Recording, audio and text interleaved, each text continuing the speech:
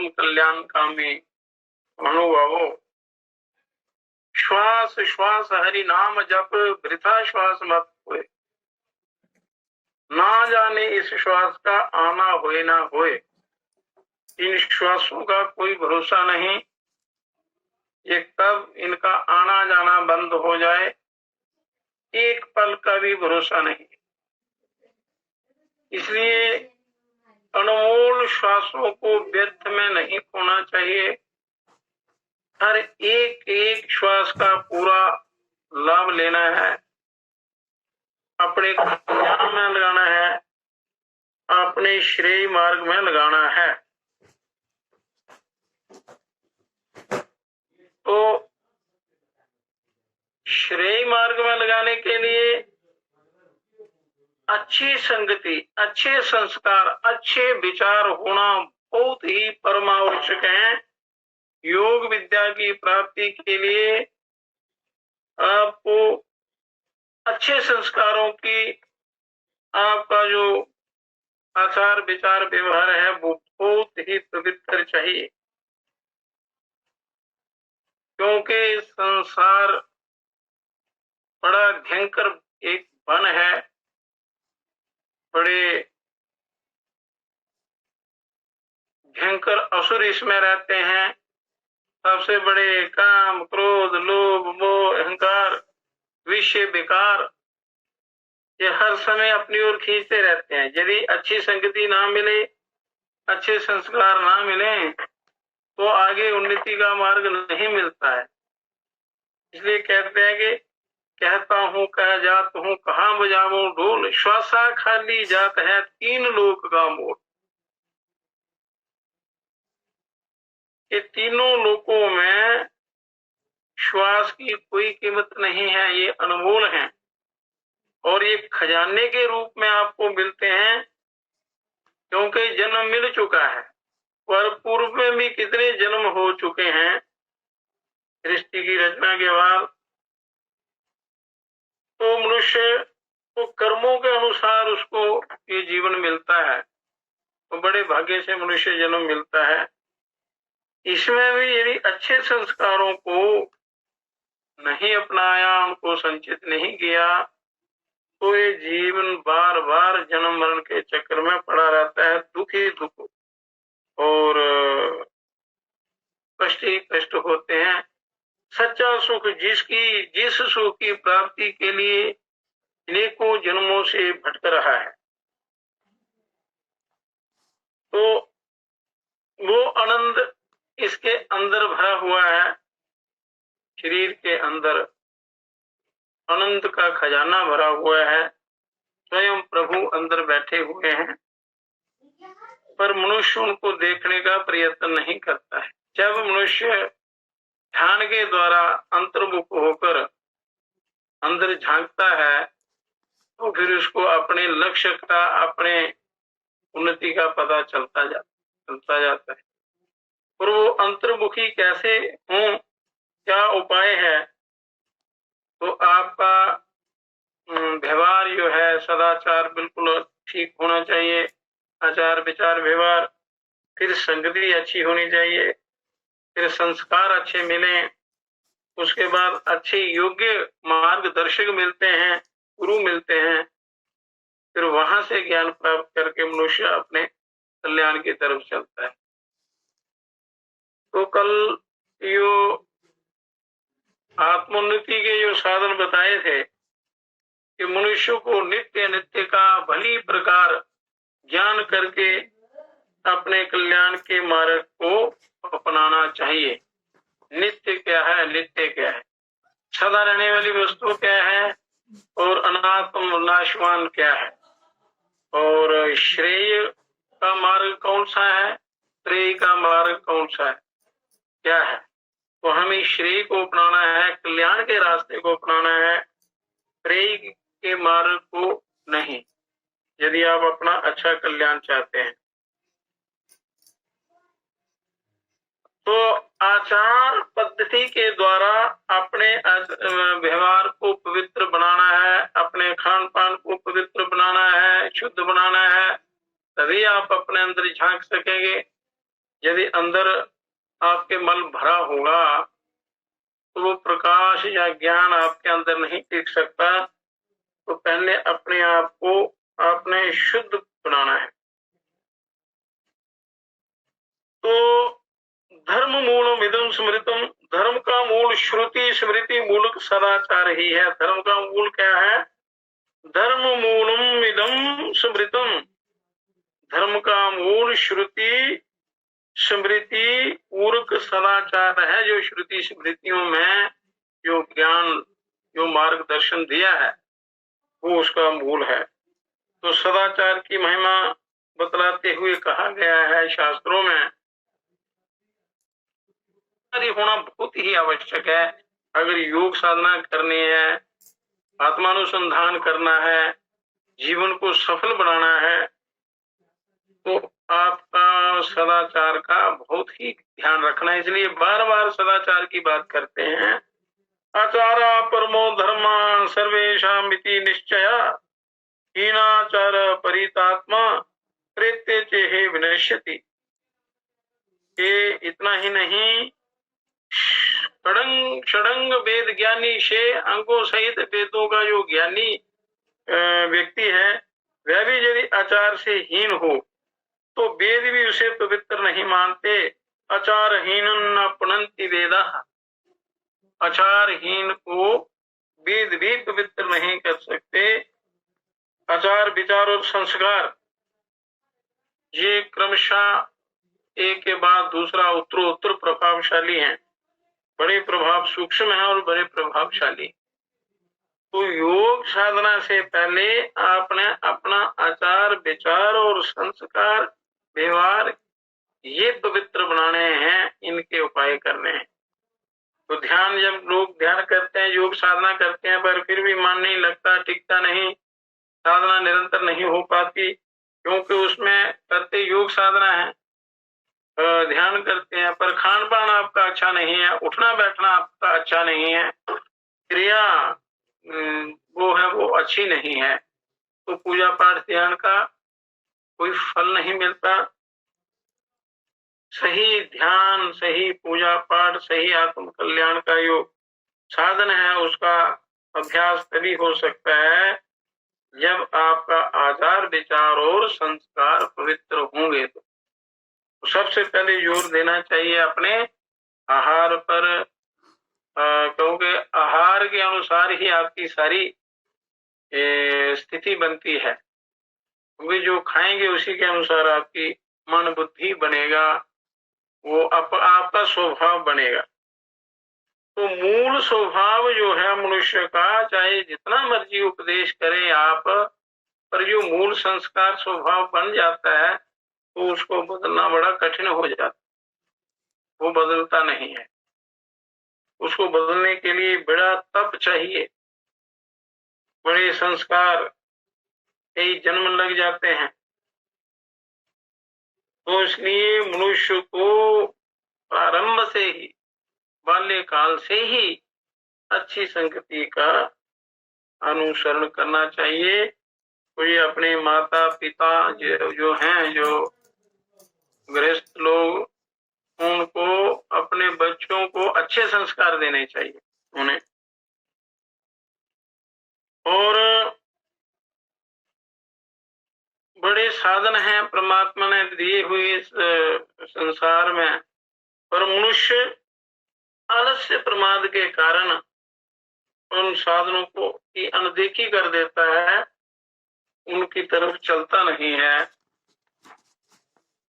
तो अपने ही विषय विकारों में, व्यर्थ अभिमान में, अहंकार में, संसारिक क्रियाकलाप में सारा समय बर्बाद कर देता है, संसार को महत्व देता है, इसलिए इसका कल्याण नहीं होता, आत्मज्ञान की प्राप्ति नहीं होती। तो जो सीधे आत्म तत्व ब्रह्म ज्ञानी बनने के प्रयत्न करते हैं और उनका आचार विचार व्यवहार जो मूल आधार है वो ठीक नहीं है, तो वो ज्ञान जो है वो कल्याणकारी नहीं होता, टिकता नहीं है, उससे उद्धार नहीं होता। तो कंप्लीट अपने पूर्ण, उस पूर्णता की प्राप्ति के लिए आपको श्रवण मनन निधि ध्यासन, हर उपनिषद में इनका वर्णन आया है कि सुनने हैं तो सत शास्त्र सुनने हैं, ब्रह्म ज्ञान की बातें सुननी है, जिसमें अपना कल्याण हो, श्रेय की बातें सुननी है, और उन पर अच्छा खूब मनन विचार करके फिर उन पर अपनी रुचि के अनुसार अभ्यास करना है अपने कल्याण का। क्योंकि असंख्य जीव हैं, असंख्य आत्माएं हैं, तो उनके अलग अलग स्वभाव होते हैं, अलग अलग रुचियां होती हैं। तो शास्त्रों में बड़े तरीके हैं, युक्तियां हैं, साधन हैं। उन साधनों को अपनाकर सच्चे दिल से, सच्चे हृदय से, बिना किसी छल के, बिना कपट के, पवित्र शुद्ध अंतःकरण से यदि आप वो साधन करते हैं तो इसी जन्म में आपका कल्याण हो सकता है। इसलिए संस्कार से विचार शुद्धि होती है। इनका बड़ा सूक्ष्म प्रभाव पड़ता है संस्कारों का। और संस्कारों से विचार शुद्धि से आचार शुद्धि होती है। और शुद्धाचार सदाचार से लोक व्यवहार सुरभित हो जाता है, क्योंकि लोक व्यवहार अच्छा होना चाहिए। किसी के साथ कोई दुर्व्यवहार नहीं करना चाहिए। शास्त्रों में लिखा है परोपकारा पुण्याय पापाय परपीडनम आत्मना प्रतिकूलानि परेशान समाचरेत। परोपकारा पुण्याय, हर प्रकार से परोपकार करना है, उससे पुण्य बढ़ता है। पुण्य जो है वो कल्याण का सहयोगी है, कल्याण की तरफ, परमात्मा की तरफ ले जाता है।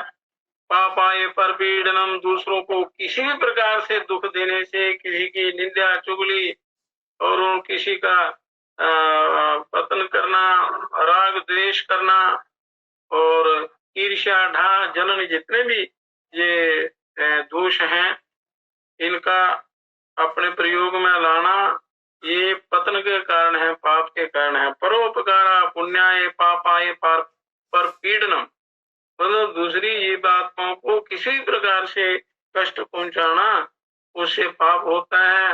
और आत्मा प्रतिकूलानी, हर बुरी बात अपने आप को बुरी लगती है, कष्ट होता है, तो जो अपने आप को बुरा लगे ऐसा व्यवहार दूसरे से कभी भी नहीं करना। तो अगर इसका आप पालन करते हैं, ये धर्म का मूल है, यही धर्म है। धर्म कोई संप्रदाय नहीं है। धर्म कल्याण का रास्ता बताता है। तो ये धर्म का मूल है। परोपकारा पुण्याय पापाय परपीडनम आत्मा प्रतिकूलानि परेशाना समाचरेत। ये दूसरों के साथ गलत व्यवहार नहीं करना। तो उसके बाद अगली सीढ़ी प्रारंभ होती है योग मार्ग की, आत्म कल्याण की, ध्यान साधना की। और वो ध्यान साधना, कोई तप करते हैं, कुछ ज्ञान प्राप्ति होती है, तो उसमें अहंकार नहीं करना है।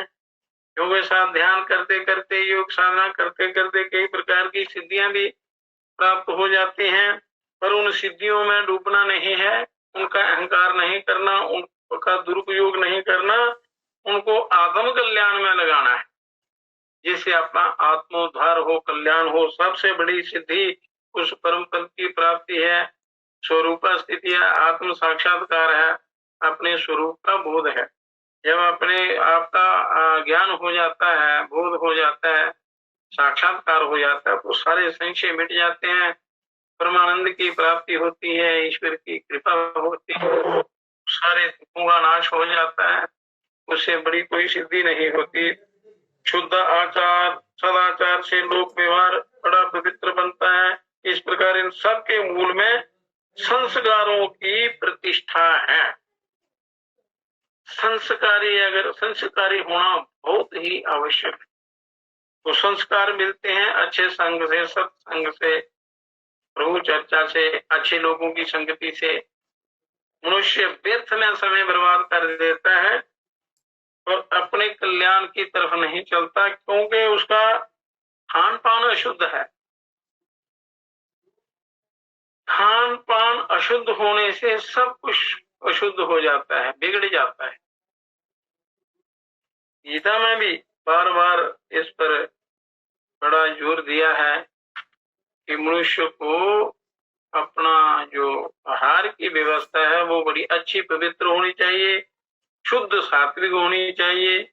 उसमें किसी की जीव की हिंसा करके किसी का मांस खाना, नशा करना इत्यादि ये अशुद्ध आहार जो हैं, ये मनुष्यत्व से मनुष्य गिरकर पशुओं से भी नीच योनि को जाता है,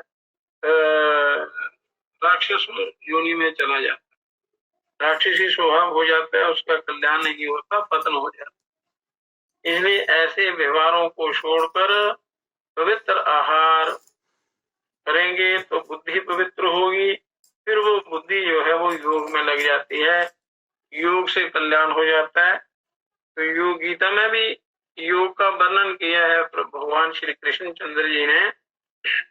बड़े ग्रंथ हैं योग के, ऋषि मुनियों ने तप कर कर करके मनुष्य के कल्याण के लिए अनेक मार्ग प्रशस्त किए हैं, अनेक साधन बनाए हैं। तो उनका एक साधन का भी मनुष्य यदि सही ढंग से साधन कर ले, उसको अभ्यास में लाए, समय को बर्बाद ना करता हुआ अपना साधन करे, अपने कल्याण का साधन करे, तो उसका कल्याण हो जाता है इसी जन्म में। अब कहते हैं सात्विक भाव वृत्तियों के मंथन से समुद्भूत विचार पीयूष मानव जगत को जीवंतता प्रदान करता है, मानव जगत सभ्य बनता है, सभ्य व्यक्ति ही कल्याण का अधिकारी होता है, ज्ञान का अधिकारी होता है, योग का अधिकारी होता है। तो उसे नर के पेट में रहना बड़ी बात, आध शेर के पात्र में कैसे शेर समाप्त। बोलो ये जो ज्ञान है, ब्रह्म ज्ञान है, योग है, आत्म ज्ञान है, ये बहुत बड़ा ज्ञान है। इसके लिए मनुष्य को योग्य होना पड़ता है, ये कल्याण का मार्ग है। पर इसके लिए पहले अपने अंदर पात्रता प्राप्त करनी है। तो पात्र बनने का प्रयत्न करना है, केवल बातों से, दिखावे से, छल कपट बेईमानी से ये ऐसा संभव नहीं हो सकता। तो फिर अपने आप को ठगने वाली बात, मनुष्य स्वयं को ठगता है। मनुष्य छल कपट बेईमानी करके सोचता है कि दूसरों को ठग लिया और मैंने संसारिक भोग प्राप्त कर लिए, वास्तव में वो अपने आप को ठगता है, जो साधना नहीं करता है, जो कल्याण का मार्ग नहीं अपनाता है, तो क्या वो अपने आप को ही ठगता है, अपने आप का ही पतन करता है, दूसरे का नहीं। तो इसलिए विचारों के अनुसार ही आचार और व्यवहार संपादित होता है।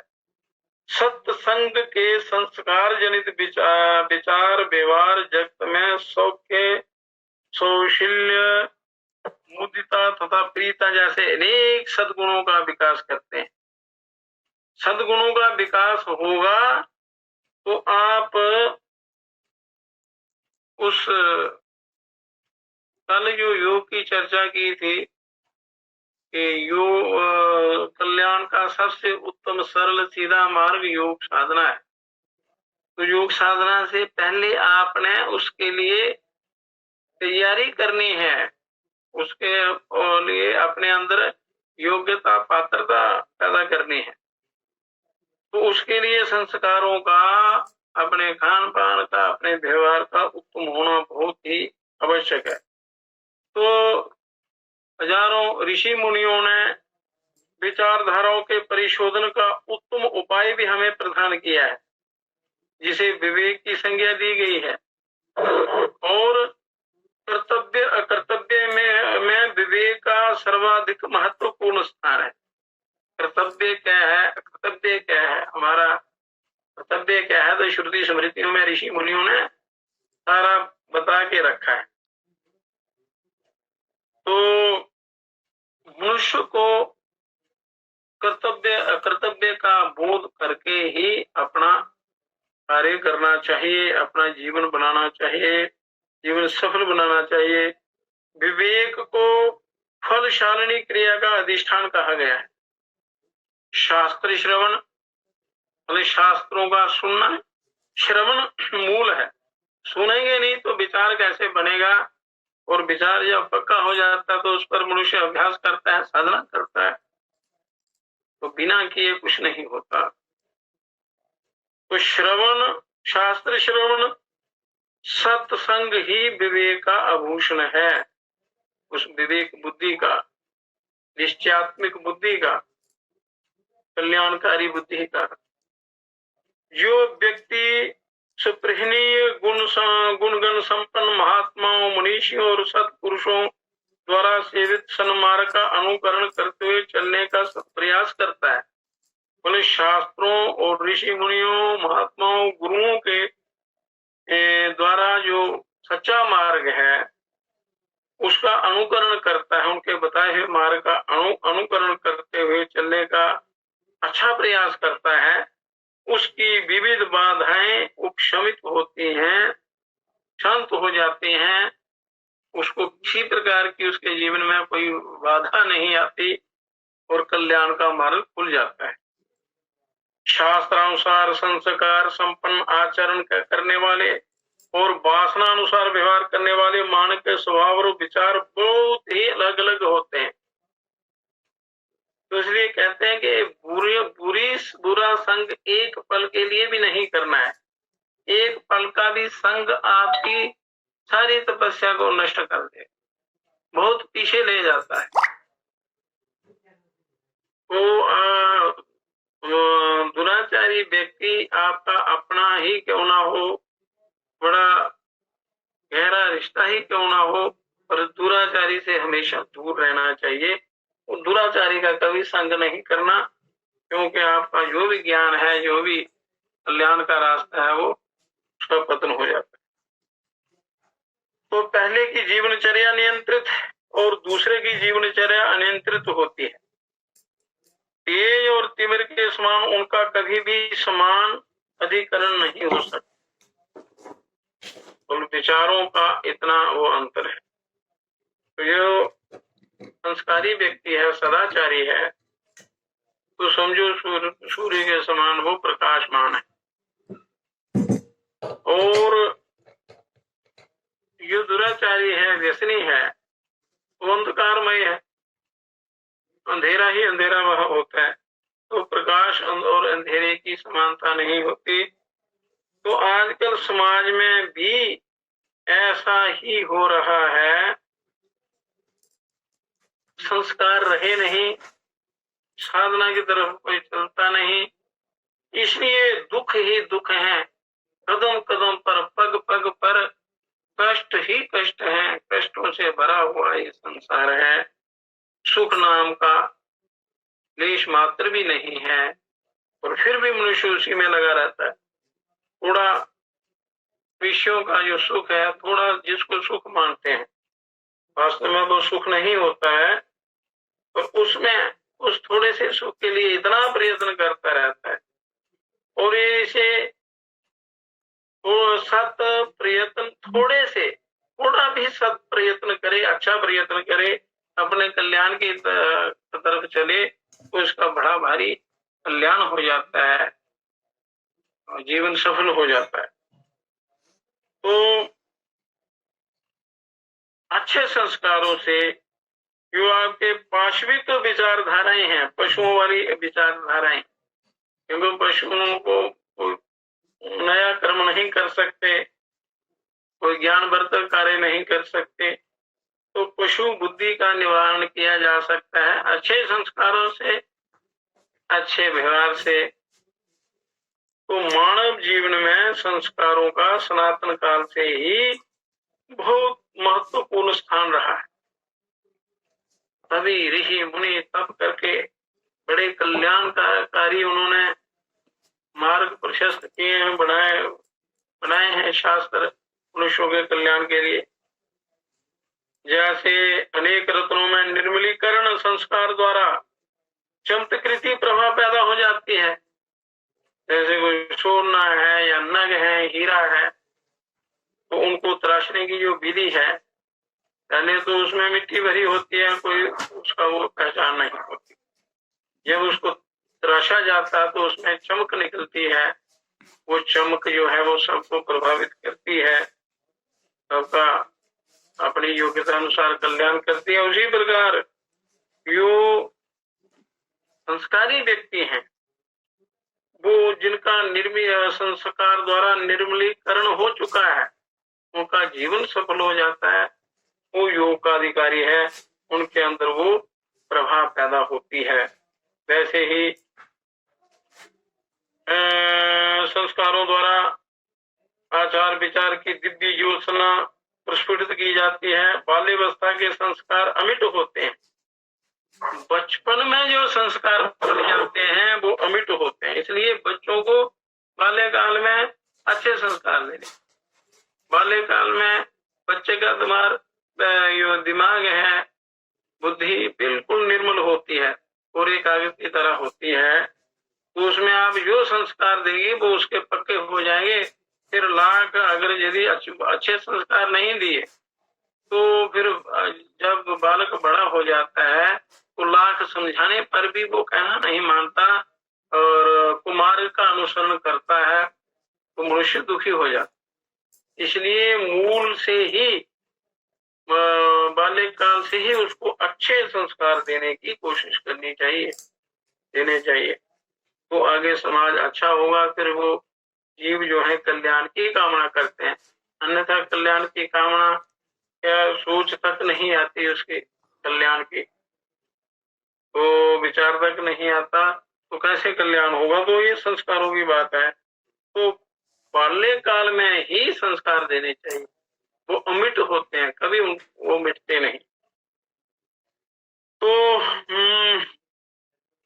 मलापनयन और अतिशय ध्यान द्वारा बालक में वैशिष्ट जागृत किया जा सकता है। अतिशय्या दान द्वारा उनको अच्छे संस्कार देकर उनका कल्याण किया जा सकता है, उनके अंदर वो संस्कार जागृत किए जा सकते हैं। इसलिए संस्कारी होना सबसे पहले बहुत ही आवश्यक है। तो हमारे ऋषि मुनियों ने स्मृति मूलक संस्कार देहे इंद्रियां मन बुद्धि और आत्मा का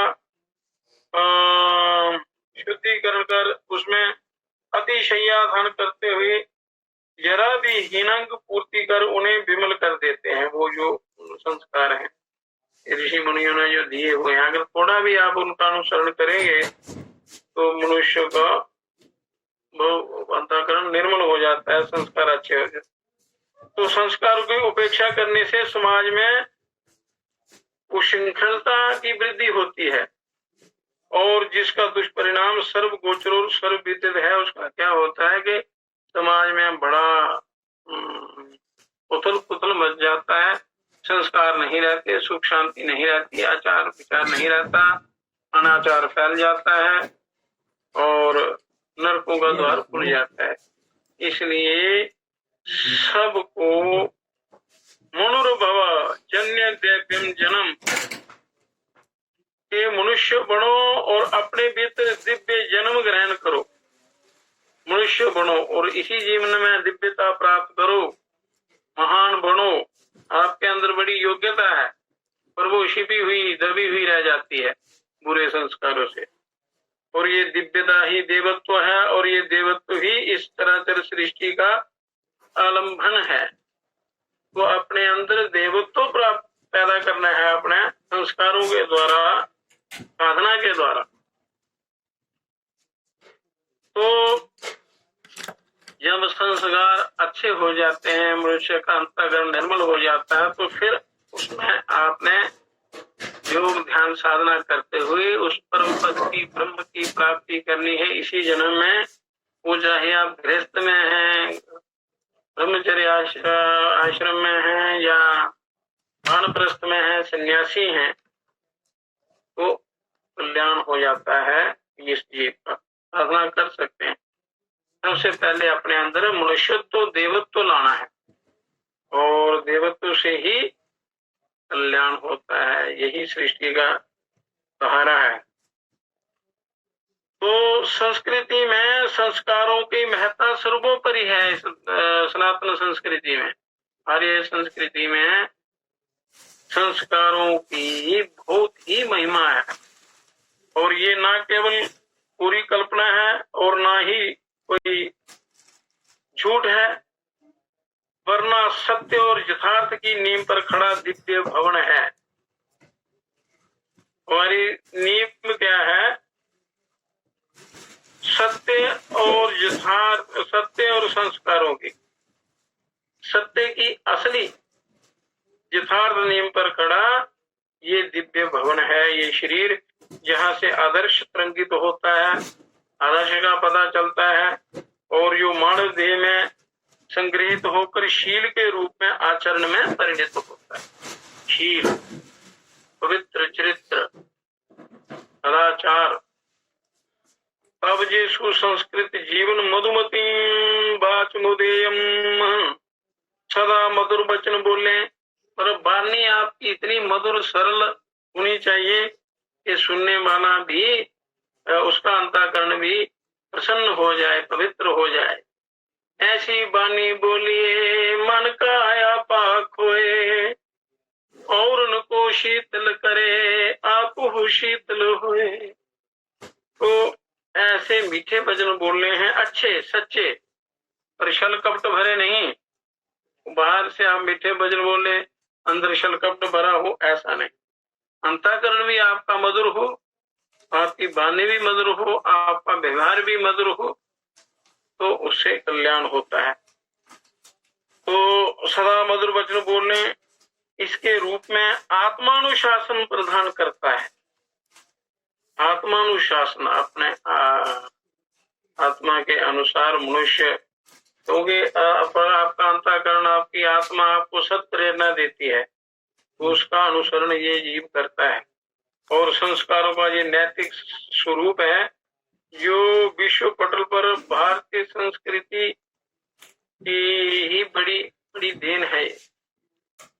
भारतीय जो संस्कृति है ये सबके लिए कल्याणकारी है, सबका उद्धार हो जाता है, सब जीवों का। तो इस प्रकार इस पवित्र भूमि में जन्म लेकर जो मनुष्य साधना नहीं करता है, उसका कल्याण बड़ा असंभव हो जाता है। तो इसमें सारी बात आती है आहार की। योग साधना में, ध्यान साधना में, या कोई भी जप तप करना है, तो उसमें आपको आहार ये शुद्ध होना बड़ा जरूरी है। अत्यशनस्तस्तु योगो अस्ति न चैकानंतमशनतः न चास्ति स्वप्नशीलस्य जागृतो नैव चार्जुन युक्ताहार विहारस्य युक्त चेष्टस्य कर्मसु युक्त स्वप्नावबोधस्य योगो भक्ति दुःखः। तो मनुष्य को योग के योग्य शरीर को कैसे बनाना है?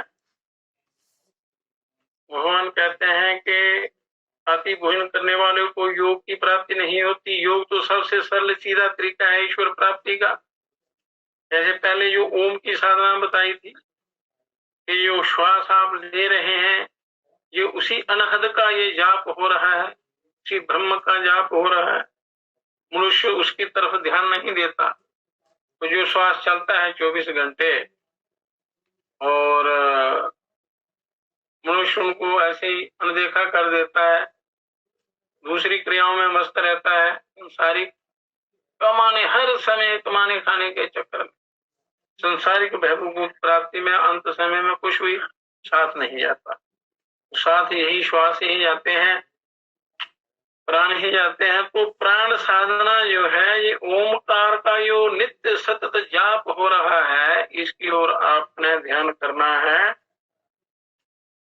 पर जो बातें संस्कारों की पहले की हैं, इनका पूरा पूरा ध्यान रखते हुए आपने ये बिना प्रयत्न के होने वाला जो जाप है, साधना है, और बड़ी सरल सीधी है, ईश्वर की प्राप्ति तक करा देती है। तो सर्वोत्तम उपाय है ये। तो श्वास की तरफ आपने ध्यान देकर ओम का मानसिक जाप करना है। तो धीरे धीरे धीरे धीरे इसके अभ्यास से वो आत्मानुसंधान होता है। श्वास सूक्ष्म हो जाता है। जैसे जैसे श्वास सूक्ष्म होता है और ये अंदर का जो श्वास प्रश्वास है या बाह्य वायु से एक हो जाता है, फिर मनुष्य को ये पता नहीं चलता कि मेरा श्वास मैं ले रहा हूं नहीं ले रहा हूं, वो स्वाभाविक इस महा प्राण के साथ मिल जाता है।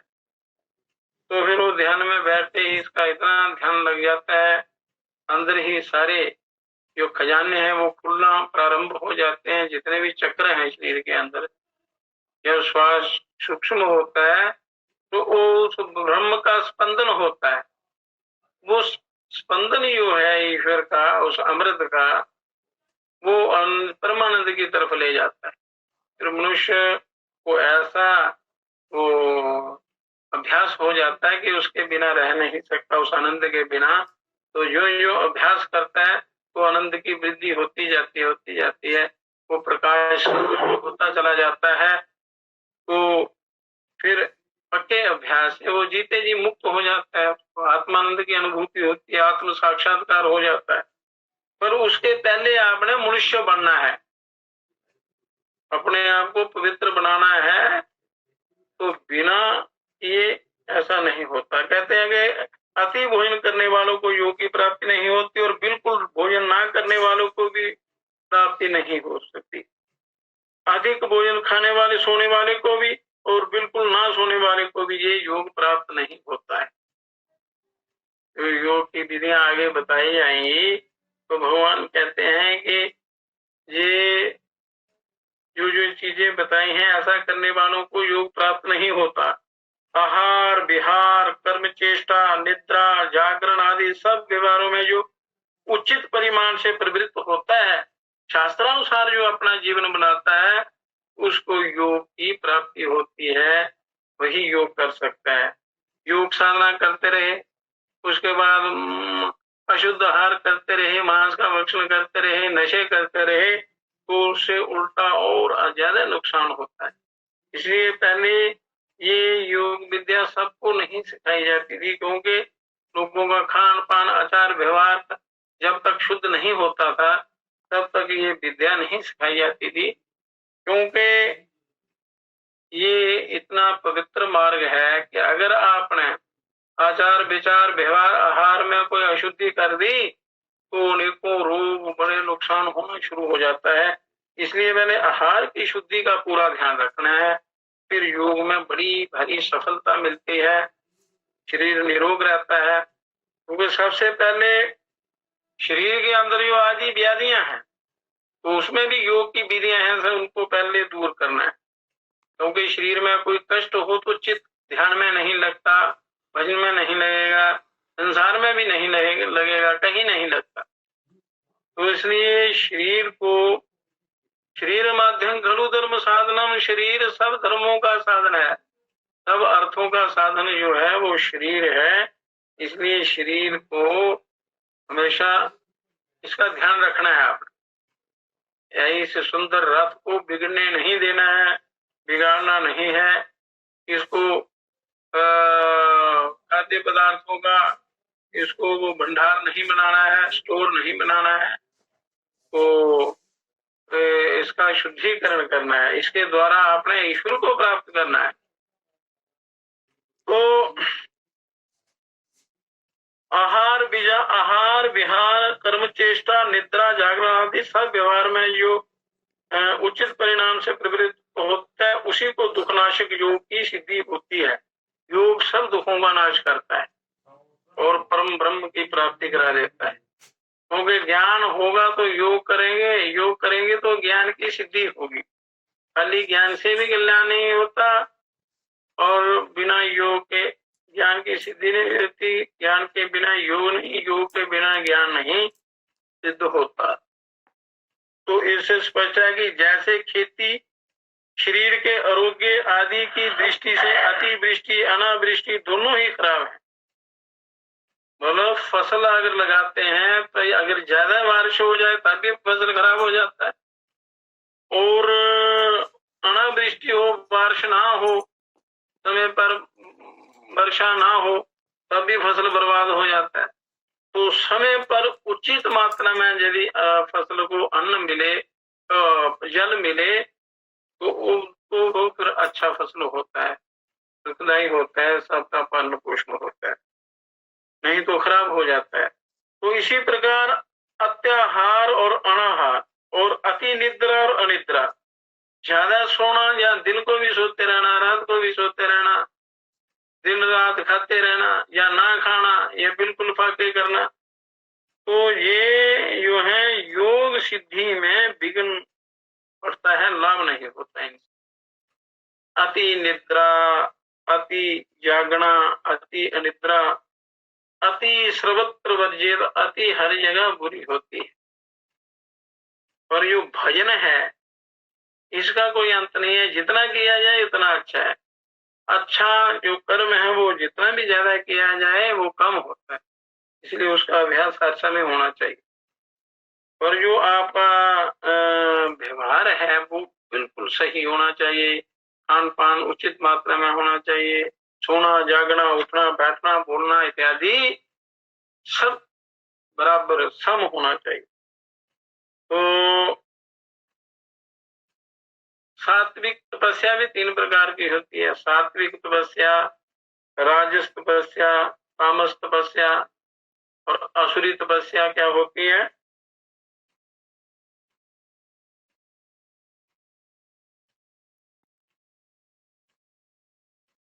सतो रजो तमो, ये 3 गुण हैं, तीनों गुणों से सृष्टि चलती है। जब तक ये समान मात्रा में रहते हैं, सतो सत रज और तम, ऐसे ही शरीर में कफ वात पित्त, वात पित्त कफ, ये 3 दोष हैं। तो जब ये बराबर मात्रा में रहते हैं तो शरीर में कोई आदि व्याधि नहीं होती। तो ये जब ये इनका संतुलन बिगड़ जाता है, वो कैसे बिगड़ता है? मनुष्य स्वयं बिगाड़ता है अपना खान पान, खाने का ज्ञान नहीं, कितना खाना, क्या खाना, शरीर के लिए कौन सी चीज अच्छी है कौन सी बुरी है, इसका ज्ञान ना करते हुए केवल जीव के स्वाद के वश, लोभ वश मनुष्य ना खाने योग्य पदार्थ ही खा जाता है, इसलिए ये धातु बिगड़ जाते हैं, त्रिदोष जो हैं ये बिगड़ जाते हैं, शरीर में बीमारियां पैदा हो जाती हैं। जब ये कम ज्यादा हो जाते हैं तभी विकार होते हैं, और फिर मनुष्य जब इनकी ओर ध्यान नहीं देता और समय ज्यादा हो जाता है तो ये विकराल रूप धारण कर लेते हैं बीमारियां, तो जानलेवा हो जाती हैं, शरीर को ले जाती है। तो ये अपनी गलतियों के कारण ऐसा होता है।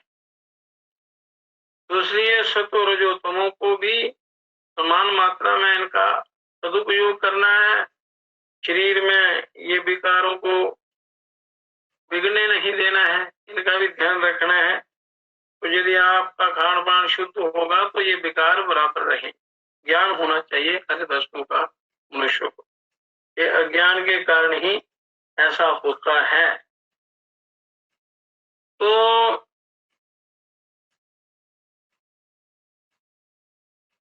गीता योग सिद्धि न होने के बाद गीता में 6ठे अध्याय में भगवान ने बताया है, परंतु उसे भाव रूपी खराबी की बात श्री भगवान ने कहाँ बताया है?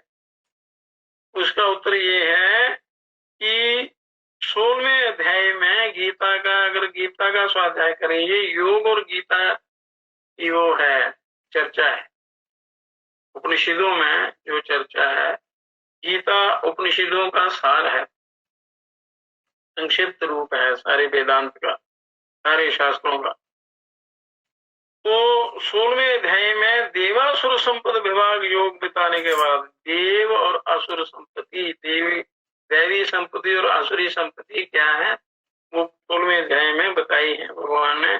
उनके बाद 17वें 17वें और 18वें अध्याय में श्रद्धा त्रय आदि का विवेचन करते हुए भगवान ने कहा है, यही बात कही है भगवान ने कहा है कि जो दंभ अहंकार और काम राग आदि बल से अशास्त्रीय घोर तपस्या करते हैं, शरीर में रहने वाले समस्त भूत सृष्टि को और भीतर रहने वाले मुझको भी सुखाते हैं, उनको अज्ञानी और असुरी निश्चय वाले जानो कि जो मर्यादा रहित मर्यादाहीन कर्म करते हैं, दंभ, अहंकार, काम आदि के वशीभूत होकर शास्त्रों के विरुद्ध जो अशास्त्रीय घोर तपस्या करते हैं और शरीर में रहने वाले मुझ परमात्मा को और समस्त भूत समुदाय को कष्ट देते हैं, सुखाते हैं, उन अज्ञानियों को असुरी स्वभाव वाले जानो,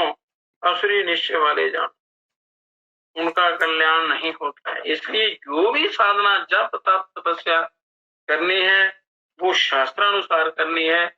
कभी भी शास्त्रों की निंदा नहीं करनी चाहिए। शास्त्रों की, संतों की, वेदों की निंदा किसी की भी नहीं करनी चाहिए।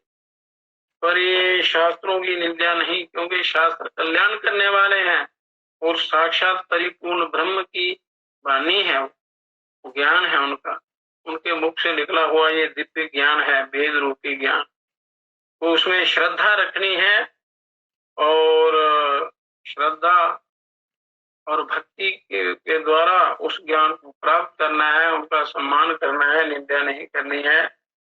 और संतों की, गौ की, स्त्री की, किसी की भी निंदा नहीं करनी चाहिए। जो तपस्या मूर्खता पूर्ण दुराग्रह से, अपनी हिंसा से या दूसरे के दुख के लिए की जाती है, दूसरों को दुख देने के लिए, तो अनेक प्रकार के शास्त्र हैं, उनमें विधान है, या और कोई मनुष्य जो दूसरों को दुख देने के लिए कोई उपाय करता है, वह तामसी तपस्या है। इसलिए तामसी तपस्या नरकों को ले जाती है। जो दान प्रत्युपकार के लिए या फल की इच्छा से दुख के साथ ही दिया जाता है वह राजस दान है, क्योंकि तनु पवित्र सेवा किए, धन पवित्र कर दान, मन पवित्र हरि भजन करो, भूत त्रिविध कल्याण। तीनों प्रकार का कल्याण चाहिए मनुष्य को। तो शरीर से यदि आप सेवा करेंगे, तनु पवित्र सेवा की, सेवा से शरीर की शुद्धि होती है, दान से धन की शुद्धि होती है, मतलब जो आप कमाते हैं अपने सामर्थ्य के अनुसार, या उसमें से कुछ अंश दूसरों को कल्याण के लिए देना है। तो ईश्वर के निमित्त का अर्थ है कि दूसरों की भलाई में जो लगे, तो ईश्वर तो सबको देते हैं, तो एक दूसरे की सहायता में जो आपका कुछ अंश है वो धर्म में लगाना चाहिए। तो जो बाकी धन है उसमें स्थिरता आती है, बरकत होती है और सुख का कारण बनता है। और मन पवित्र हरि भजन कर, और मन की पवित्रता, शुद्धि, शांति जो है ईश्वर का भजन करने से मिलती है। तो योग भी भजन में आता, योग सरल सीधा सर्वोपरि सीधा रहता है। तो योग के द्वारा शरीर को स्वस्थ रखते हुए आत्म कल्याण की तरफ अपने चलना है, ईश्वर को इसी जीवन में, इसी जन्म में प्राप्त करना है, वो योग्यता है। अगर आप प्रयत्न करें तो मिल जाते हैं। तो जो कर्म किसी कामना से या अहंकार से दुख के साथ किया जाता है वह राजस कर्म है। कभी भी अहंकार नहीं करना या कामना नहीं करनी, कामना से वो राजस कर्म हो जाता है तो उसका फल भी सीमित हो जाता है। तमोगुण का फल तो नरकों की प्राप्ति है, और राजस का जो है वो फल मिलता है तो उसका वो नाशवान होता है। यो कर्म संबंध, दुख, हिंसा और सामर्थ्य के विचार के बिना मोह से किया जाता है वह तामसिक कर्म है। बिना सोचे विचारे जो काम कर देना उसको तामसिक कर्म कहते हैं, वो भी कल्याणकारी नहीं है। 18वें अध्याय के 25वें श्लोक में ये दिया हुआ है गीता के। और जिस धृति, स्थिरता या हट से दुर्बुद्धि मनुष्य निद्रा, भय, शोक, विषाद और मद को नहीं छोड़ता वह तामसिक। और ये दुर्गुण जिसके अंदर है वो तामसी होता है। तो तामसी व्यक्ति भी योग का अधिकारी नहीं है। और इस संबंध में इतना ही कहना पर्याप्त है कि जब दान आदि साधारण कर्मों में भी अहिंसा को श्री भगवान ने इतनी कड़ाई के साथ मना किया है, अहिंसा, हिंसा को, आत्महिंसा को, आत्महिंसा, ये आत्महिंसा होती है कि अपने आप को बुरी संगति में लगाना, पीछे भोगों में लगाना, कल्याण की तरफ ना चलना, ये आत्मघात है, आत्महत्या होती है। तो आत्महिंसा को भगवान ने बड़ी कड़ाई के साथ मना किया हुआ है। तब कठोर आसुरी तपस्या का निषेध तो न्याय से ही सिद्ध है, कौमुदिक न्याय से सिद्ध है। इसलिए मनुष्य को ईश्वर की आज्ञा का पालन करते हुए अपने जीवन को पवित्र बनाना है, योग की तरफ ले चलना है और अपना उद्धार करना है। क्योंकि योग से बढ़कर सीधा सरल रास्ता कोई नहीं है। योग ध्यान यदि मन लग गया है तो इस जीव का योग के द्वारा कल्याण हो जाता है। रजोगुण और तमोगुण के परिणाम क्या होते हैं? अगर रजोगुण को अपनाएंगे या तमोगुण को अपनाएंगे, इस प्रसंग पर इस बात का भी स्मरण रखना चाहिए कि 14वें अध्याय में गुणत्रय विभाग योग के प्रसंग में भगवान ने तमोगुण रजोगुण के परिणाम का वर्णन किया है। वो इस प्रकार है कि तमोगुण प्रमाद, आलस्य और निद्रा के बंधन में डालता है। जो तमोगुण है और जो अशुद्ध आहार, आचार, विचार, व्यवहार से आता है वो तमोगुण से आता है, वो तमोगुण है। तमोगुण प्रमाद, आलस्य और निद्रा के बंधन में डाल देता है, जकड़ लेता है। आलस्य और प्रमाद और निद्रा, नींद जो है ये भी इस बंधन में डाल देती है, कल्याण नहीं होने देती। तमोगुण ज्ञान को छिपाकर अज्ञान में आसक्ति पैदा करता है।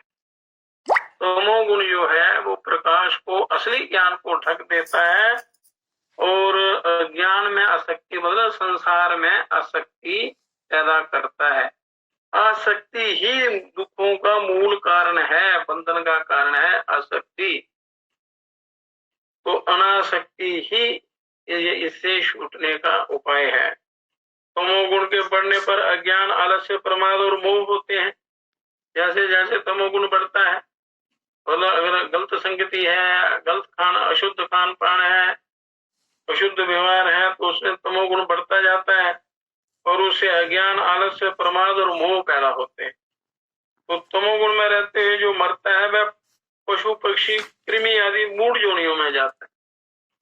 तमोगुण में विचरण करने वाला, उसमें प्राण त्यागने वाला जीव जो है वो पशु, पक्षी आदि नीच योनियों में जाता है, मूढ़ योनियों में जाता है, जहां पर जाकर आप नया कर्म नहीं कर सकते।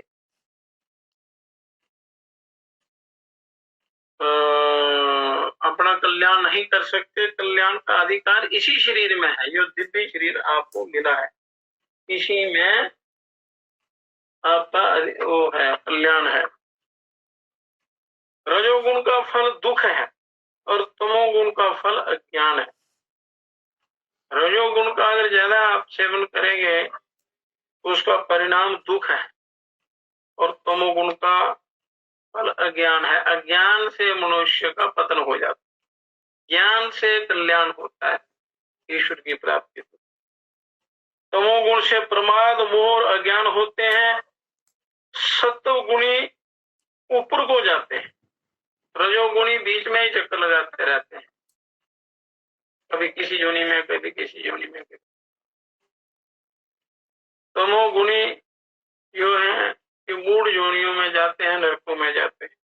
और सत्वगुणी जो है वो स्वर्ग को जाते हैं, ऊपर को। जो सत्वगुणी है, जिनके विचार अच्छे हैं, खान पान अच्छा है, भजन सत्संग करते हैं, तो सात्विक जिनका आचार विचार है। और रजोगुणी बीच में भूलोक में जाते हैं और तमोगुणी नीचे नरक में जाते हैं।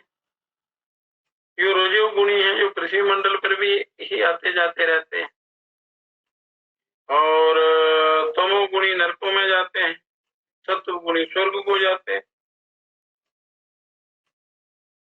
तो और जो इन सारे तीनों गुणों से ऊपर उठता है, योग के द्वारा अपने आप को ऊंची स्थिति में ले जाता है, वो ब्रह्म को प्राप्त करता है, ईश्वर को प्राप्त करता है। इसलिए योग युक्ति जानकर मनुष्य को अपना आत्मोद्धार करना है। तो कैसे करना है कि योग की युक्ति जानकर उसका अच्छी प्रकार आप अभ्यास करें तो कल्याण हो जाता है।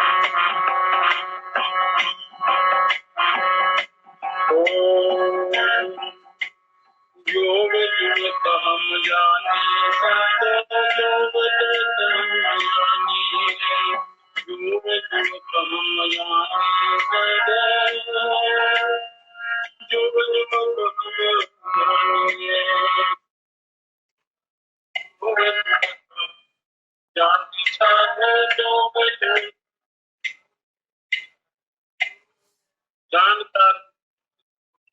जानकर योग की युक्ति प्राप्त करके, क्योंकि बड़े शास्त्र पढ़ने में बड़ा समय लगता है, बड़े विधान है, मनुष्य के पास इतना समय नहीं है।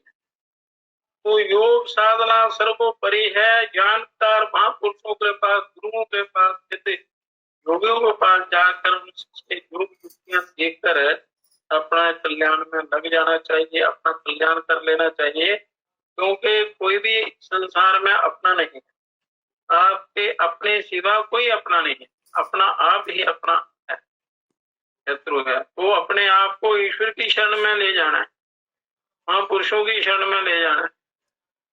तो उससे क्या होता है कि अपना सत्मार्ग मिल जाता है और कल्याण हो जाता है मनुष्य का।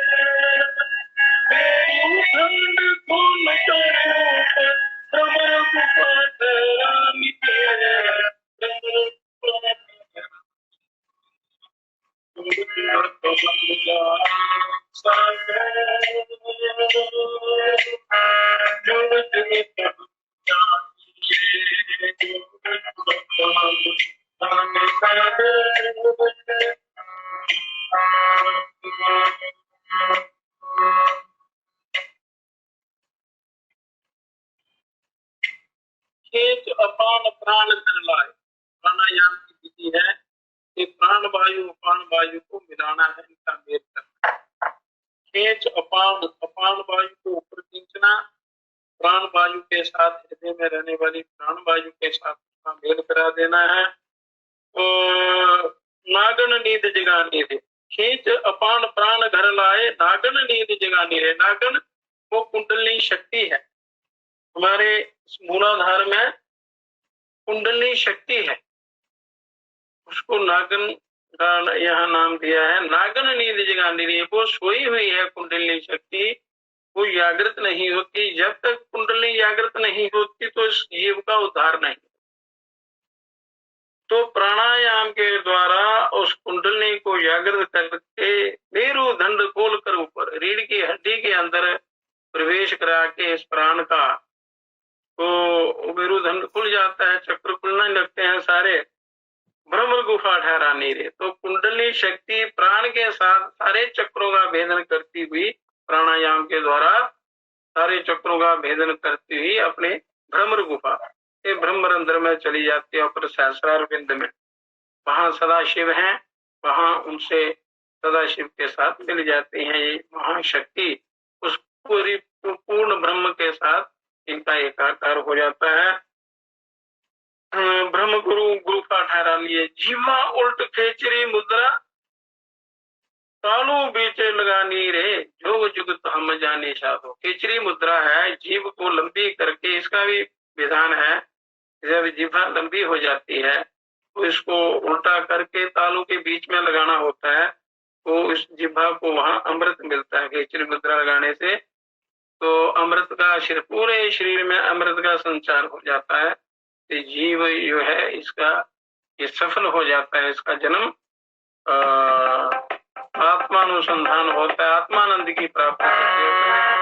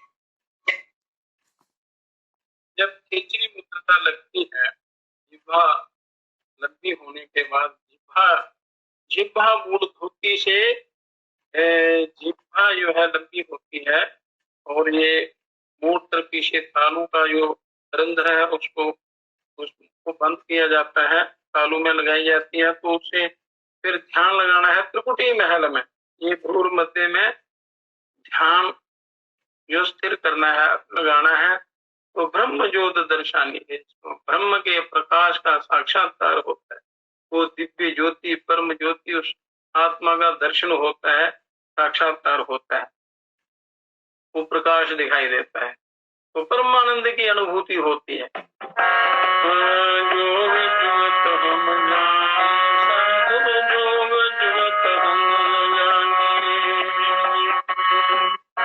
फिर वहां क्या होता है,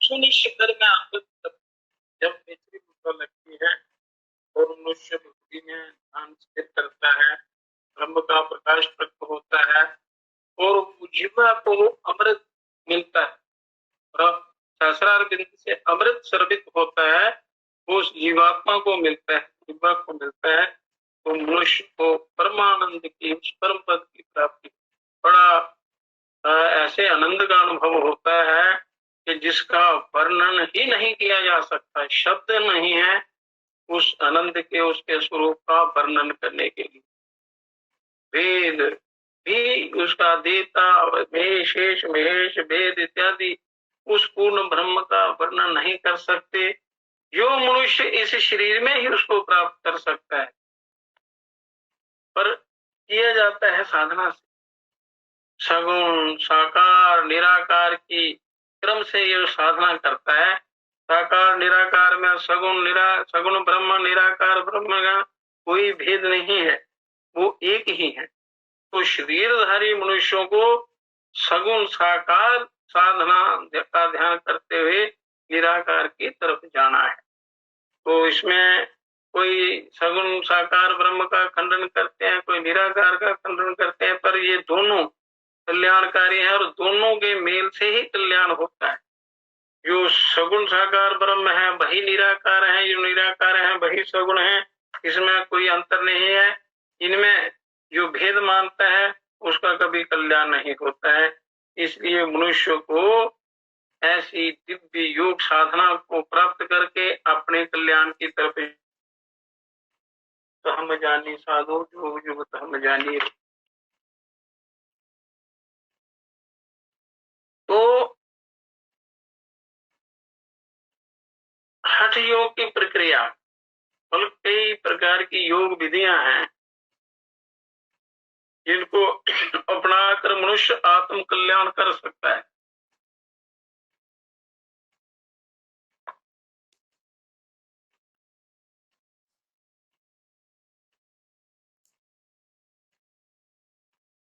हठ योग में कुछ प्रक्रियाएं ऐसी होती हैं जिनमें सावधानी और हिसाब से काम न होने पर अभिष्ट फल की प्राप्ति तो होती नहीं, उल्टा नतीजा भी निकलाता है। इसलिए योग साधना योग्य गुरुओं के पास जाकर वो सीखनी चाहिए। पर जो सिद्ध योग साधना है वो उसकी विद्या उसकी दीक्षा प्रक्रिया साधना अगर प्राप्त हो तो उससे बड़ा जल्दी कल्याण होता है। तो इसमें कई प्रकार की साधनाएं पर हठ योग की बात करते हैं। शरीर में भयंकर व्याधि पागलपन आदि अनेक प्रकार की हानियां हो जाती हैं यदि आपने कहीं सही ढंग से ना किया। अगर साधना कर रहे हैं तो खान पान अच्छा नहीं है या व्यवहार अच्छा नहीं है तो उसमें नुकसान हो। ये साधना आत्म कल्याण की भावना से करनी है और सदाचार युक्त होकर करनी है और गुरुओं के सानिध्य में उनके आज्ञानुसार साधना करनी है। इस लोक में इतने कष्ट होने के अतिरिक्त क्योंकि ये काम श्री भगवान के बताए हुए सिद्धांत की दृष्टि से राजसिक तामसिक और सात्विक होते हैं, असुरी होते हैं। राजसिक तामसिक और असुरी स्वभाव के होते हैं, इसलिए प्रलोक में भी इनसे बहुत कुछ नुकसान होने की संभावना होती है। जो तामसिक और असुरी स्वभाव के जो कर्म हैं या साधनाएं हैं, साधना भी तीन प्रकार की होती हैं, सात्विक राजस तामस। तामसिक और असुरी राजसिक जो साधनाएं हैं वो लोग प्रलोक दोनों में दुख देते हैं। इसलिए सात्विक सिद्ध योग साधना का अनुसरण करना चाहिए तो कल्याण हो। अब प्राणायाम आदि से लाभ बताते हैं कि योग में 8 अंग बताए हुए हैं। महर्षि पतंजलि जी ने सारे शास्त्रों में उनका वर्णन है अनेक प्रकार की विधियों का। उसमें राज योग की विधि है, अष्टांग योग है, यम नियमों का पहले वर्णन किया था कि यम नियमों के बिना तो यम नियम जो है ये नियम है योग की, इस जीवन की, ये सब के लिए करने योग्य हैं।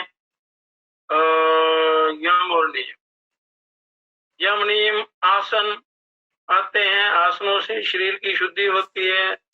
यम नियम आसन प्राणायाम आता है, फिर प्रत्याहार, फिर धारणा ध्यान समाधि, इस प्रकार सरल करके मनुष्य के कल्याण के लिए बनाया है। तो अब प्राणायाम की बात करते हैं, प्राणायाम के क्या लाभ हैं। हठ योग अंतर्गत प्राणायाम आसन आदि क्रियाओं से सब प्रकार के रोगों की अति शीघ्र और अति सुलभ चिकित्सा होती है। मन की एकाग्रता और अच्छे लाभदायक परिणाम होने चाहिए। और ध्यान योग में एकाग्रता से भक्ति कांड वाली उपासना और ज्ञान कांड वाले निधि ध्यान आदि योग के कार्यों में खूब मदद मिलनी चाहिए। परंतु चूंकि ये फल के उद्देश्य से किए जाने वाले कर्म है, निष्काम कर्म नहीं है, इसलिए इनमें भगवान का नेहा विक्रम क्रमनाशो अस्ति गृत्यवायो न विद्यते स्वल्पमस्य धर्मस्य त्रायते महतो भयात्।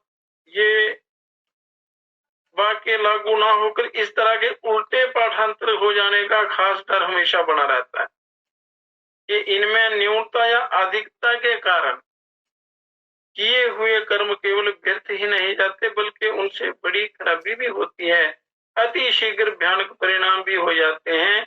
इसलिए हम प्राणायाम आदि कार्यों के विरुद्ध नहीं हैं, बल्कि स्वयं हमेशा उनके पक्षपाती हैं। परंतु उनमें आपने खान पान का, आचार विचार व्यवहार का पूरा ध्यान रखना है कि बड़ी युक्ति से उसको करना है। युक्ताहार विहार से जो पहले बताया था, युक्त चेष्टा से कर्मसु, इसमें बड़ी युक्ति से प्राणायाम करना है। प्राणायाम से बहुत लाभ होता है।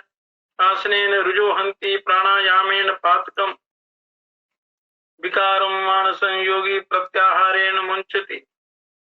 ये आसनों से समस्त बीमारियां दूर होती हैं, पर आसन सही ढंग से होने चाहिए। मनमाना आचरण नहीं करना चाहिए, ना कम करने ना ज्यादा करने। प्राणायाम से महापातक इत्यादि दूर होते हैं।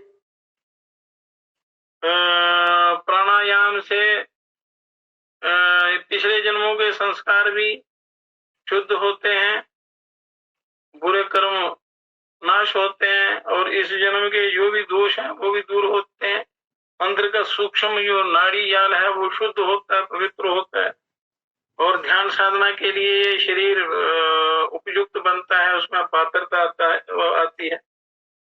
महापातक जो है प्राणायाम से नाश होते हैं। इसलिए मनुष्य को अच्छी प्रकार ये सीख कर प्रतिदिन प्राणायाम का साधन करना चाहिए। और प्राणायाम के कई तरीके हैं, 1.25 करोड़ युक्तियां हैं प्राणायाम की, पर यहाँ 8 प्राणायाम हैं मुख्य बताए हुए हैं। उनमें से यदि एक भी प्राणायाम आप कर लेते हैं, भस्त्रिका प्राणायाम कर लें, अनुलोम विलोम कर लें, कोई एक गर्भ प्राणायाम कर लें, तो उसको अच्छे ढंग से करके फिर दूसरा प्राणायाम शुरू करें, या थोड़ा थोड़ा प्रतिदिन सारे प्राणायाम करते रहें थोड़े थोड़े, तो शरीर का शुद्धिकरण होता है, वो फिर ध्यान के योग्य बन जाता है शरीर। तो इसलिए सभी अंग जो हैं उत्तरोत्तर इस जीवात्मा की शरीर की उन्नति, शरीर के साथ साथ इस आत्मा का भी विकास होता है, आत्म तत्व का। आत्मा की तरफ ये जीव जाता है, आत्म साक्षात्कार हो जाता है। पर अगर शास्त्र की विधि के अनुसार इनका अगर अभ्यास किया जाए तो जब भी कोई भी पूजा करनी हो, ध्यान साधना करनी हो, जैसे पूजा पाठ कोई यज्ञ हवन इत्यादि करते हैं, तो वहां भी प्राणायाम की विधि बताते हैं। तो श्वास जो स्वाभाविक प्राणायाम तो स्वयं हर समय होता है, पर उसको यदि अपने प्रयत्न के साथ किया जाए तो उससे और ज्यादा लाभ होता है। तो जैसे श्वास अंदर जाए तो उसका और हल्का गहरा लंबा खींच लेना है उसको, फिर उसमें थोड़ा सा आप रोकें, पूरक, फिर कुंभक का अंदर रोकने को कुंभक कहते हैं, श्वास को अंदर भरने को, अंदर खींचने को पूरक कहते हैं, फिर अंदर रोकने को कुंभक, और जब श्वास बाहर निकाला जाता है तो उसको रेचक बोलते हैं। इस प्रकार पूरक कुंभक रेचक ये विधि से युक्ति पूर्वक और धीरे धीरे करना चाहिए। तो इससे पूरा लाभ होता है।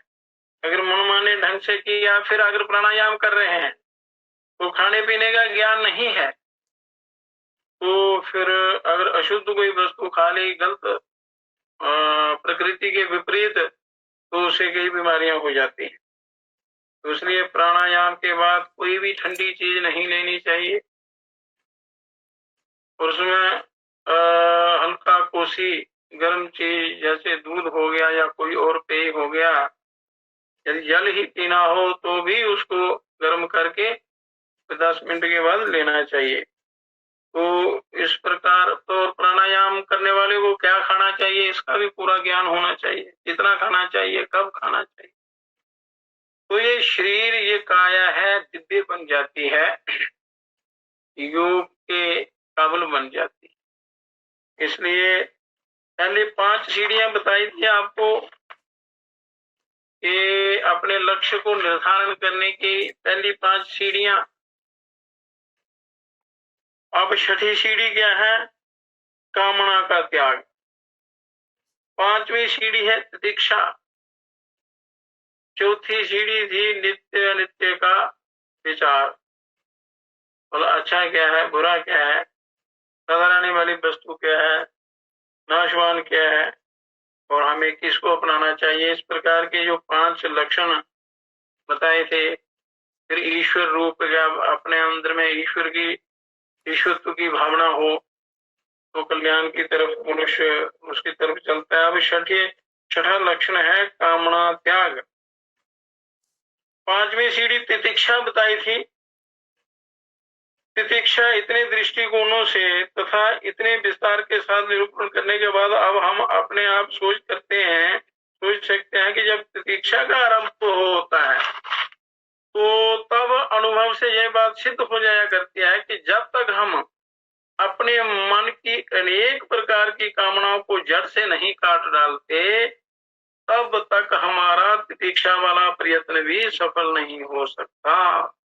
और जैसे एक लक्षण सिद्ध होता है, एक सीढ़ी आप पार कर लेते हैं तो दूसरी सीढ़ी का ज्ञान आपको हो जाता है कि हमें क्या करना है।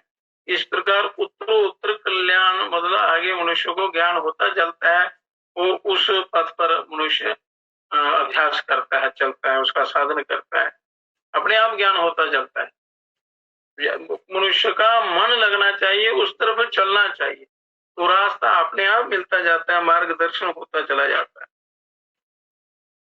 तो अनुभव से ये बात सिद्ध हो जाया करती है कि जब तक हम अपने मन की अनेक प्रकार की कामनाओं को जड़ से नहीं काट डालते, तब तक तितिक्षा वाला के प्रभु में प्रेम होना चाहिए, उसकी प्राप्ति होनी चाहिए, जब तक कामना हमारा कल्याण होना चाहिए, जब तक कामना का त्याग नहीं होगा तब तक वो तितिक्षा सफल नहीं होती। कहते हैं क्योंकि ध्यायतो विश्यां पूषां संगस्तेषु उपजायते, संगात संजायते कामा, कामात् क्रोधो अभिजायते, क्रोधात् भक्ति सम्मोह, सम्मोहात् स्मृति विभ्रमः, स्मृतिर्भंशात् बुद्धिनाशो, बुद्धिनाशात् प्रणश्यति। ये गीता के दूसरे अध्याय का 62वां और 63वां श्लोक है। भगवान ने ये कहा है अर्जुन को बड़े अच्छे ढंग से कि विषयों के ध्यान से उसमें संग उत्पन्न होता है, उसमें विषयों में अच्छेपन की अनुभूति होती है, प्रतीति होती है, और संग से उन चीजों को प्राप्त करने की इच्छा होती है। जब संग होता है, किसी कोई वस्तु आपके सामने आती है तो उससे उन चीजों को प्राप्त करने की इच्छा पैदा हो जाती है, और इच्छा पूरी करने के प्रयत्न में जिसके कारण विघ्न पैदा होता है उस पर क्रोध आता है। अगर इच्छा की पूर्ति विषय सामने आते हैं तो आप उसकी प्राप्ति की इच्छा करते हैं, तो उसको प्राप्त करने में कोई अगर विघ्न का कारण बनता है, जिसके कारण विघ्न बनता है, उस पर क्रोध आता है, और क्रोध से समूह की उत्पत्ति होती है। क्रोध होता है योष, आवेश, उससे समूह की उत्पत्ति होती है। समूह से स्मृति भ्रंश होता है, बुद्धि नाश हो जाती है, और आगे पीछे का विचार करने की शक्ति का नाश हो जाता है, मनुष्य अच्छे बुरे का ज्ञान नहीं करता, उसके अंदर उसके मन में वो लक्ष्य, उस वस्तु को प्राप्त करने का लक्ष्य स्थिर हो जाता है और इस तरह स्मृति भ्रंश से अपना सर्व श्रेय नष्ट हो जाता है, बुद्धि नष्ट हो जाती है, मनुष्य गलत काम करता है, उसका परिणाम विनाश होता है। और कामना से इतनी लंबी और जबरदस्त अनर्थ परंपरा पैदा हो जाती है, कामना से पतन हो जाता है। इसलिए गलत कामना कभी नहीं करनी चाहिए। ये स्वाभाविक, अनिवार्य और अनुभव सिद्ध बात है। ये प्रत्यक्ष जीवन में घटती हैं, ये बातें अनुभव सिद्ध बातें। तो इसलिए मनुष्य को बड़ा विचार पूर्वक चलना चाहिए, विचार करके अच्छी प्रकार विचार के फिर अपने साधन पथ पर चलना चाहिए और इन दुष्वृत्तियों से बचना चाहिए।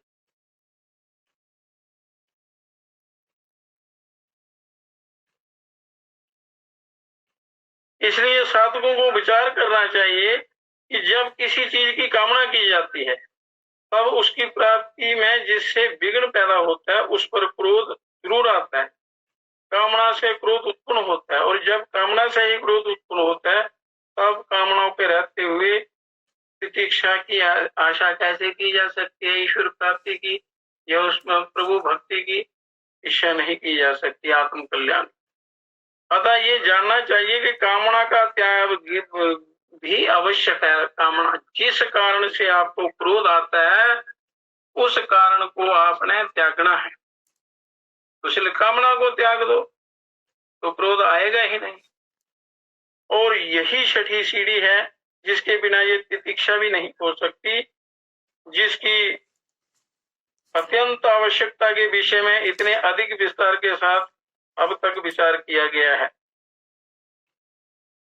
तो इसलिए कामना क्रोध का कारण है, तो इसलिए जो कारण है उसको त्याग देना चाहिए। जैसे बीमारी का जो कारण होता है उसको ढूंढकर उसका उपचार किया जाता है, वो उसको खत्म करने की दवाई दी जाती है या जो भी उपयुक्त उसका उपचार हो किया जाता है। इसी प्रकार मनुष्य को ये काम क्रोध लोभ मोह के जो कारण हैं उनका त्याग कर देना चाहिए। तो उस कामना कारण है तो उस कामना का त्याग कर दो, मतलब जिस कारण से आपको कष्ट होता है उसको त्याग दो। ज्ञान निष्ठा और कामना का त्याग। तो अब अर्जुन प्रश्न करते हैं और प्रश्न करने पर अर्जुन के प्रश्न करने पर कि स्थित प्रज्ञस्य का भाषा समाधिस्थस्य केशव स्थितधि किम प्रभाषेत किमासीत ब्रजेत किम।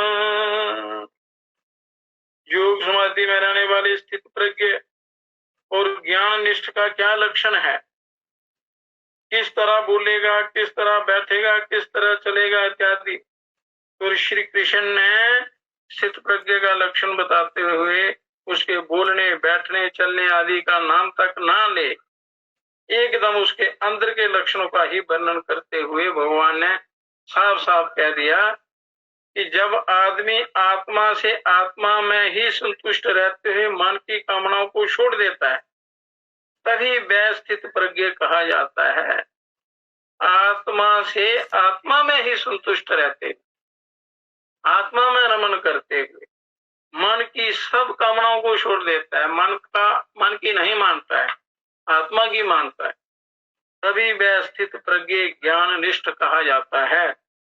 जो किसी दुख से दुखी नहीं होता, किसी सुख की इच्छा नहीं करता, राग भय और क्रोध से मुक्त रहता है, वही स्थित प्रज्ञ मुनि कहा जाता है। जो किसी के साथ ममता का संबंध नहीं रखता, किसी सुख के आने पर प्रसन्न नहीं होता और ना किसी दुख के आने पर दुखी होता है, वही स्थित प्रज्ञ होता है। उस स्थित प्रज्ञ के आगे के जो लक्षण हैं, जैसे कछुआ अपने सब अंगों को सब ओर से खींच लेता है, वैसे ही जो मनुष्य अपनी इंद्रियों को सब ओर से विषयों के शब्द विषय हैं, शब्द स्पर्श रूप रस गंध रूपी भोग्य पदार्थों से खींच लेता है, वही स्थित प्रज्ञ है। और स्थित प्रज्ञ मनुष्य वो बड़ा जल्दी आत्म साक्षात्कार कर लेता है, ईश्वर की प्राप्ति होती है, ब्रह्म पद को प्राप्त कर लेता है। तो स्थित प्रज्ञ कैसे होना है, किस प्रकार आत्मोद्धार कल्याण करना है, कौन सी ऐसी युक्तियां विधियां हैं जिनसे शीघ्र ही ये जीव कल्याण की तरफ चल पड़े, इसका कल्याण हो जाए, जीते जी इसका उद्धार हो जाए, जीवन मुक्ति मिल जाए जीते जी। तो ऐसे क्या साधन हैं, वो उन साधनों की चर्चा कल करेंगे। आज यही समाप्त करते हैं। तो उन साधनों से क्या होता है कि घट में ही उजियारा साधु, आपके शरीर में ही वो ब्रह्म का प्रकाश है, और वो प्रकाश का आप वो नहीं करते, प्राप्त करने का अभ्यास नहीं करते, साधना नहीं करते। बाकी कथा आगे की कल करेंगे। जो सिद्ध योग की विधियां युक्तियां हैं वो कल बताएंगे। इस आखिरी भजन के साथ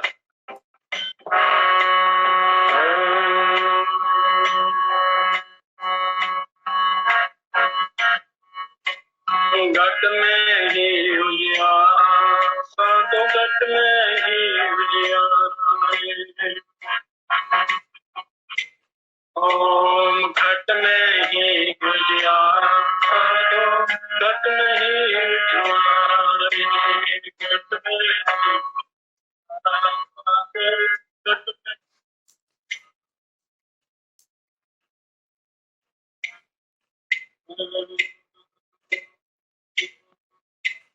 पास बसे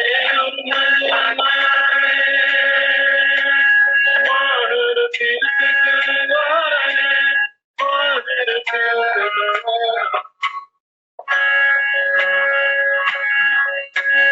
फिर सतगुरु के भेद न पावे, सतगुरु के भेद न पावे, कोटि जगत कर हारे, कोटि जगत कर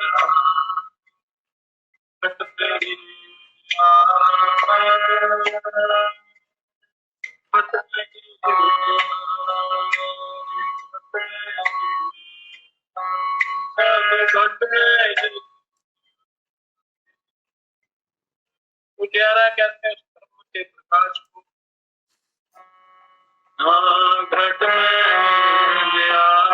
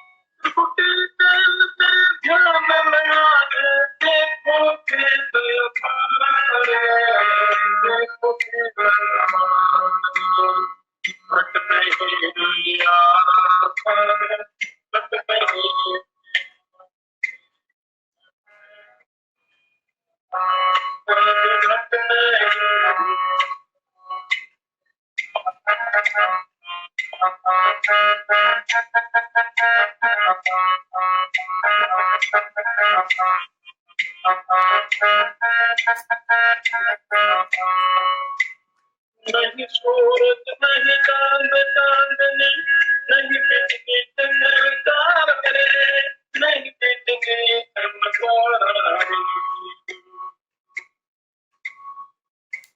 जगमग गीत जगे निश्वास, जगमग गीत जगे निश्वास, पार ब्रह्म विस्तारे, पार ब्रह्म विस्तारे। घट में ही उजियारा साधु, घट में ही उजियारा, घट में ही उजियारा साधु।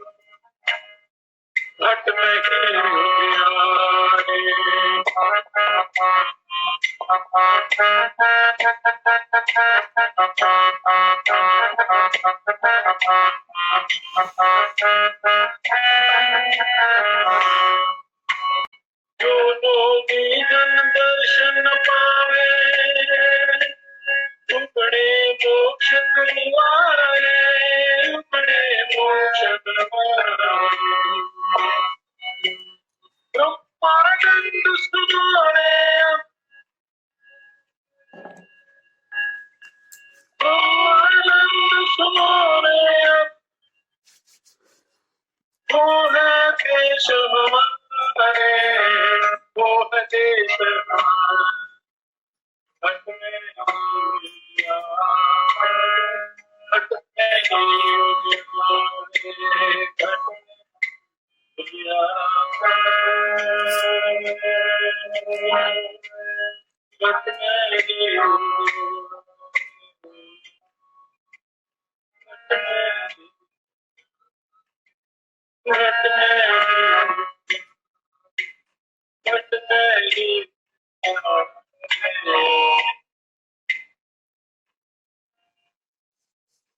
तो इस शरीर के अंदर ही वो परिपूर्ण ब्रह्म का प्रकाश विराजमान है, स्थित है।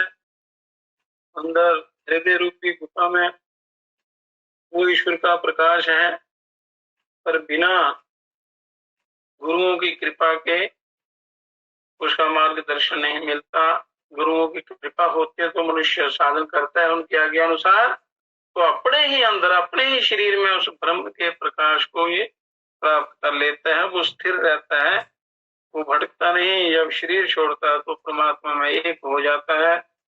इसलिए ये मनुष्य को यत्न से योग साधना योग सिद्धि में लग जाना चाहिए। बाकी कथा कल करेंगे। ओम शांति ही शांति।